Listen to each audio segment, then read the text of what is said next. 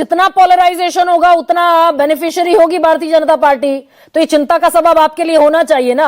आप पर ही टैगिंग है, आप घुसपैठियों के वोट बैंक से जीतना चाहते हैं, आप घुसपैठियों से सरकार बनाना चाहते हैं, आप घुसपैठिया परस्त हैं।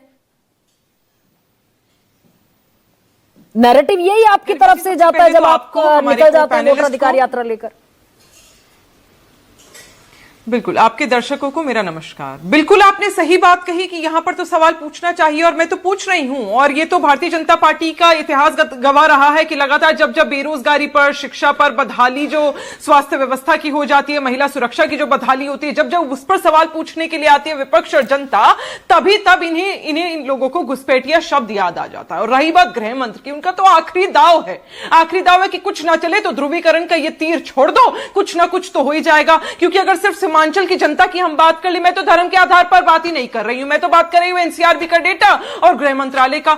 पता नहीं कैसे गृह मंत्री हैं जो अपने ही मंत्रालय का डेटा पढ़कर नहीं आते, क्योंकि सीमांचल की जनता में 98% जनता जो है वो वैध है, ये तो एनसीआरबी का डेटा कहता है। तो आप कहां से घुसपैठ की बात कर लेते हैं? एसआईआर के लेटेस्ट डेटा की बात कर ले तो 0.012% ही फॉरेन नेशनल है। तो कहां से आपको घुसपैठ याद आ जाता है? आज सवाल जब ये पूछा जा रहा है कि क्यों, क्योंकि अगला चुनाव आ रहा है भैया, सीमांचल की जनता पूछ रही है कि क्यों आज भी ऐसा है, जो डेटा कह रहा है, एनसीआरबी का डेटा कह रहा है, एडीआरआई का डेटा कह रहा है कि 73% आज भी लोगों के घरों में ना नल है, ना ही हैंडपंप है, पानी की व्यवस्था नहीं है। ये हर घर शौचालय की बात करते हैं, 33% जनता के पास आज भी घर में शौचालय नहीं है, उन्हें खुले में शौच करना पड़ता है। और 50% से ज्यादा आज भी वहां पर भुखमरी, बेरोजगारी और गरीबी है। सबसे ज्यादा गरीबी इलाके, जो इलाके जिनमें सबसे ज्यादा गरीबी है, उसमें सीमांचल एक है। तो आज बिहार की जनता, सीमांचल की जनता ये पूछ रही है, लेकिन ये लोग लगातार घुसपैठ की बात कर रहे हैं। नहीं चलता है ना हिंदू मुसलमान, जनता पार्टी के बड़े उम्दा प्रवक्ता। अरे भाई सुनिए गरिमा जी, इन्होंने चलता है हिंदू मुसलमान, जी जी, पॉलिटिक्स का हिस्सा है, चलता है, बेनिफिट होता है, बेनिफिशियरी बनती हैं पार्टियां।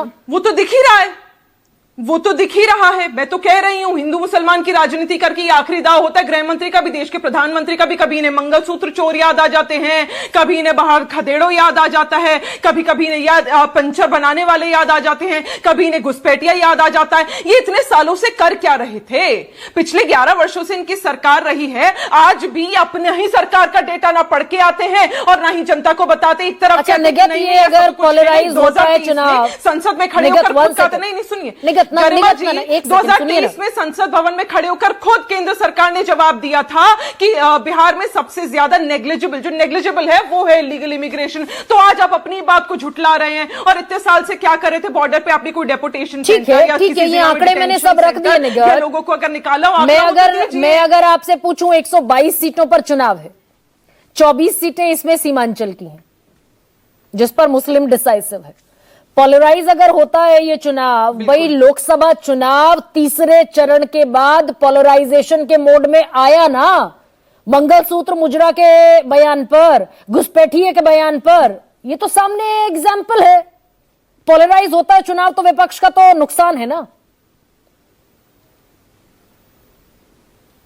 नहीं, इस बार बिहार की जनता धर्म पर और जातियों पर ये छोटी राजनीति नहीं कर रही है। बिहार की जनता ने अपना मन बना लिया है। डिसाइसिव फैक्टर मैं क्यों कहूं, सिर्फ अल्पसंख्यक महिला भी होने वाली है, क्योंकि बताएगी ना ये बिहार की सरकार, एनडीए का गठबंधन बताएगा ना कि पिछले 5 वर्षों में महिलाओं के खिलाफ 16.8% क्राइम क्यों बढ़ा है। क्यों ऐसा है कि एक दिन में आज भी 45 मतलब पोलराइज नहीं होगा, कन्हैया बेलारी, रेप हो, चाहे